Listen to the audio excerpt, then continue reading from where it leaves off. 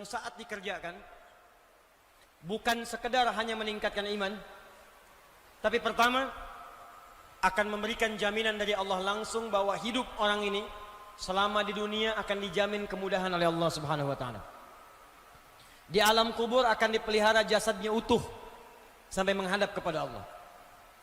Dan di hari kiamat ketika dihisab langsung diberikan mahkota sebagai penghargaan dalam kepalanya, diberikan gelang-gelang emas di tangannya, dipakaikan jubah di badannya. Dan yang paling dahsyat, saat masuk surga dia diperkenankan menggandeng bapak ibu yang telah melahirkannya, bapak yang telah bekerja keras untuknya, istri yang mendampingi selama hidupnya, dan anak keturunan yang telah hadir dari kehidupan rumah tangganya. Semuanya akan dipimpin orang ini masuk ke dalam surga. Bukan surga biasa, tapi surga yang paling tinggi, dan disambut oleh semua malaikat di depan pintu surga. Amalan ini adalah amalan mencintai Al-Quran. Amalan mencintai Al-Quran. Jadi ketika kita mendekat dengan Al-Quran, langsung disebutkan oleh Nabi sallallahu alaihi wasallam dalam hadis riwayat Al-Bukhari dari Abu Abdurrahman As-Sulami, dari Utsman bin Affan radhiyallahu taala anhu, termasuk Ali bin Abi Thalib karamahullahu wajha, anin Nabi sallallahu alaihi wasallam qala, perhatikan kalimatnya, khairukum man ta'allamal Qur'ana wa 'allama. Jika ada amalan-amalan bisa dikerjakan selama hidup, maka yang terbaik yang bisa membuat Anda lebih baik dalam hidup adalah amalan belajar tentang Al-Quran. Satu, ada amalan mencintai Al-Quran dengan memperbanyak bacaan Al-Quran. Disebut dengan qiraah. Satu, amalannya qiraat Al-Quran. Qiraah. Dari sekarang ayo, buat amalan ini, susun. Alhamdulillah kemarin-kemarin ada gerakan one day one juz. Sehari 1 juz baca. Naikkan sehari 2 juz, sehari 3 juz, sehari 4 juz. Cintai Qurannya. Karena itu Nabi sering memotivasi kita. Bahkan kata Nabi, buka hadis riwayat At-Tirmidzi, nomor hadis 2010. Orang yang terbiasa membaca Al-Quran, maka 1 huruf dari Al-Quran itu akan diberikan 10 balasannya. Man qara'a harfan min kitabillahi falahu asyru hasanat, walam aqul alif lam mim harfun, walakin alifun harfun, lamun harfun, mimun harfun, walikulli harfin asyru hasanat. Siapa yang biasa baca 1 huruf dari Al-Quran, walaupun cuma 1 huruf, akan dibalas oleh Allah 10 kebaikan. Saya tidak katakan alif lam mim 1 huruf, tapi alifnya sehuruf, lamnya 1 huruf, mimnya 1 huruf. Setiap hurufnya 10 kebaikan. Anda sholat subuh 2 rakaat, selesai sholat diberikan 10. Dalilnya Quran surah ke-6 ayat ke-160. Man jaa'a bil hasanati falahu asyru amsalihha. Selesai sholat dikasih 10. Tapi Quran 1 huruf diberikan 10. Baru 1 huruf. Nun 10. Sudah dulu Taha 20. Alif lam mim 30. Jangan menghitung 1, 2, 3, 4, 5, 6, 10. Bukan begitu caranya, Joni. Di hadis Muslim, masuk masjid saja baru masuk sudah dapat 25. Kata Nabi cara ngitungnya 1 ke 2 500 tahun, 3 500 tahun, 3 ke 4 500 tahun. Jadi kalau ada sehari nggak baca Quran, kehilangan berapa ribu tahun Anda pahala di sisi Allah Subhanahu wa taala. Quran. Jadi kalau Anda merasa banyak maksiat, harus pintar, cari amalan-amalan paket hemat, dikerjakan pahala berlimpah. Baca Quran paling bagus. Dosa 100, bacakan bismillahirrahmanirrahim 19 huruf, 190, nutup tuh. Tapi kalau 100 baru dosa masa, telinga belum, lisan belum, tangan belum, kaki belum, maka cari surat-surat yang kita baca dari awal sampai akhirnya. Kalau ingin 30 juz, bikin caranya, saya mudahkan dengan izin Allah Subhanahu wa taala. Perhatikan, kalau langsung dibaca 1 juz rasanya lama.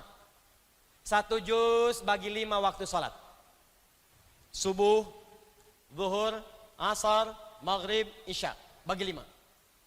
Al-Fatihah nggak usah dihitung. Contoh juz pertama, Al-Baqarah 1 sampai 141. 141 bagi 5 berapa? Cepat. 28.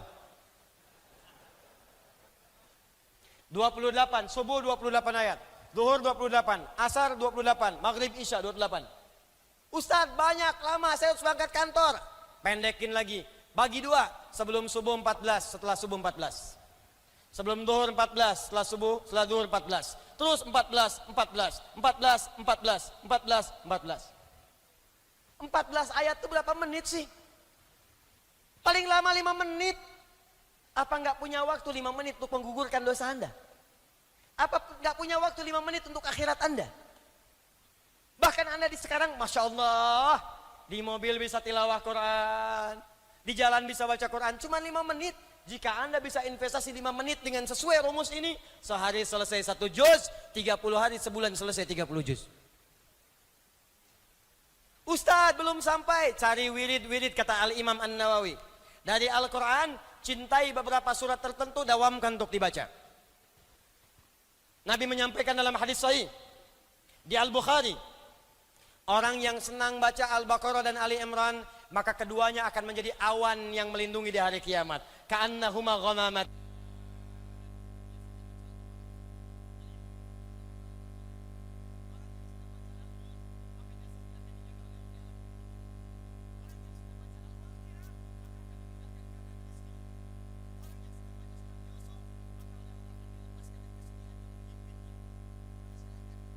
Semua surah dalam Al-Quran punya keutamaan.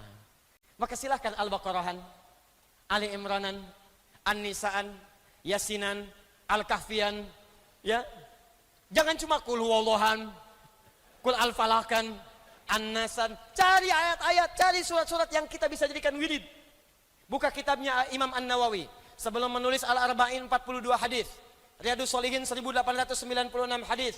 Sebelum menulis kitab Syarah Sahih Muslim 9 jilid, beliau menulis At-Tibyan fi Adab Hamalatil Quran. At-Tibyan fi Adab Hamalatil Quran. Klik di Google At-Tibyan Al-Imam An-Nawawi, keluar muncul. Cari terjemahannya. Kalau punya kitabnya cari terbitan Darun Nafais, halaman 52, paling kanan di pertengahan. Beliau menyampaikan ada kebiasaan salafus saleh. Di sejak zaman dahulu, mereka kalau sedang akan tidur atau dalam kebiasaan hariannya punya wirid bacaan-bacaan Al-Quran. Nabi mencontohkan wirid sebelum tidur. Baca Al-Ikhlas, Al-Falaq, An-Nas, ayat kursi. Bacakan ayat kursi supaya mencegah setan mengganggu dalam tidur kita. Tapi setannya kuat Ustaz, tidak cukup dilempar dengan ayatnya, lempar dengan kursinya sekalian. Biasakan baca.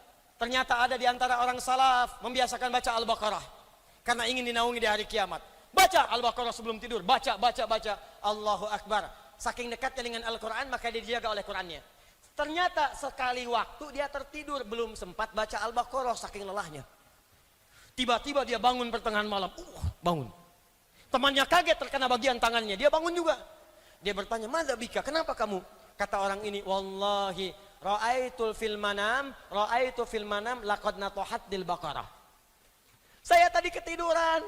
Dalam tidur saya mimpi diseruduk Al-Baqarah. Di saking seringnya baca Al-Baqarah, ayat itu, surat itu menjadi dekat dengan dia. Kamu belum baca saya. Bahkan sebelum datang hari kiamat untuk menaungi dia dari sengatan matahari yang sangat terik, di alam dunia pun dijaga dengan surat yang biasa dia baca. Jadi biasakan. Pasang target. Ustadz saya belum lancar. Berita baik dari Nabi At-Tirmidzi, nomor hadis 2020. Perhatikan kalimatnya. Walladzi yatata'ta wa huwa syaqqun 'alaihi falahu ajran. Orang yang baru belajar baca Quran, terbata-bata bacanya, orang baca alif lam mim, dia baca alif lam mim, falahu ajran, dia mendapatkan pahala 2 kali orang yang lancar. Oh kalau gitu saya terbata-bata aja Ustaz ya. Maksudnya 1 pahala ikhtiarnya, yang kedua pahala bacanya. Sedangkan orang yang lancar dapat pahala plus ma'asyaratil kiramil bararah, akan diiringi hidupnya oleh malaikat yang menjaga dia. Jadi kalau Anda lancar baca Quran, punya program baca Quran, Quran itu selain menjaga iman Anda akan dijaga malaikat, disebut oleh Nabi namanya syafaratil kiramil bararah. Kiram artinya mulia. Jadi orang yang dekat dengan Al-Quran akan dijaga kemuliaan hidupnya. Dijaga dari perbuatan maksiat. Jadi kalau Anda terbiasa tilawah Quran, rajin baca Quran, nanti akan ada malaikat di sekitaran kita akan menjaga supaya Anda tidak berbuat maksiat. Sebab kalau Quran masuk ke dalam tubuh kita, yang kotor keluar. Malaikat menjaga. Cuman karena malaikat sifatnya gaib, tidak tampak. Kalau tampak, Anda susah. Begitu mau jalan, sayap terbentang. Psst, kamu siapa? Malaikat maut. Nggak jadi baca Quran. Malaikat. Yang kedua, mencintai Quran dengan tilawah. Satu qiraah, dua tilawah. Kalau qiraah, sekedar baca, tidak menuntut pemahaman. Kalau tilawah, dari asal kata tala yatslu tilawatan, punya tiga arti. Al-qiraatu wal fahmu wal amalu bima fuhima. Baca, pahami, amalkan. Itulah tilawah. Makanya ketika ada orang baca Quran, cuma baca disebut qori dari qiraah. Tapi seringkali orang tua kita suka mendampingi dengan yang menerjemahkan. Supaya maknanya dipahami. Saat dia menerjemahkan, dia disebut apa namanya? Ada orang baca, ada orang menerjemahkan. Yang menerjemahkan disebut apa? Tuh, tilawahnya muncul. Sari tilawah. Sebetulnya cuma tilawah saja, nggak pakai sari.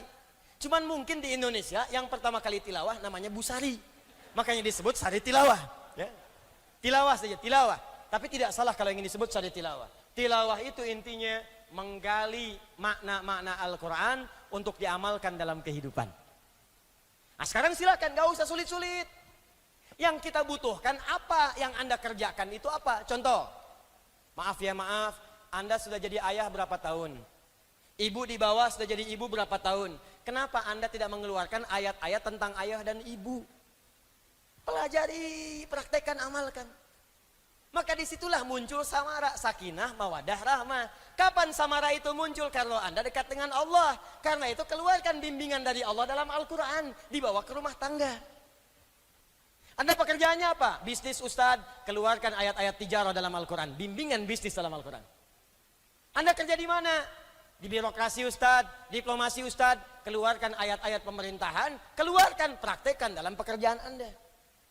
Anda kerjanya apa? Saya masih kuliah Ustadz, keluarkan ayat-ayat ilmu dalam Al-Quran, praktekkan. Itu yang disebut dengan tilawah. Tafsirnya disebut tafsir maudhu'i, tafsir tematik. Mempelajari Al-Quran untuk mengamalkannya. Itu yang banyak dipelajari oleh sahabat-sahabat Nabi SAW. Kata Abu Abdurrahman As-Sulami, aku sejak belajar, akhadtu Al-Qur'ana an qaumin. Aku belajar Quran dari sekelompok orang. Yang dimaksud sekelompok orang ini sahabat. Yang aku perhatikan mereka, kata Abu Abdurrahman As-Sulami, setiap mereka belajar 5-10 ayat, paling banyak 10 ayat, maka mereka tidak akan melanjutkan pada ayat setelahnya sebelum mengamalkannya. Baca, amalkan, baca, amalkan, baca, amalkan. Bahkan Amr bin As mengatakan, aku khawatir saat ini banyak orang yang belajar Al-Quran, sedikit hafalan tapi banyak mengamalkan. Tapi aku khawatir nanti di masa depan ada orang hafal Al-Quran semudah meminum air, kasyurbil ma', tapi sedikit dalam mengamalkannya. Dikata Amr bin As, aku khawatir nanti ada masa berlomba-lomba menghafal Quran, hafal, hafal, hafal, hafal, hafal, baca banyak, banyak, hatam, tapi mengamalkannya sedikit. Bahkan ada yang tidak mengamalkan, hafal Quran tapi zalim.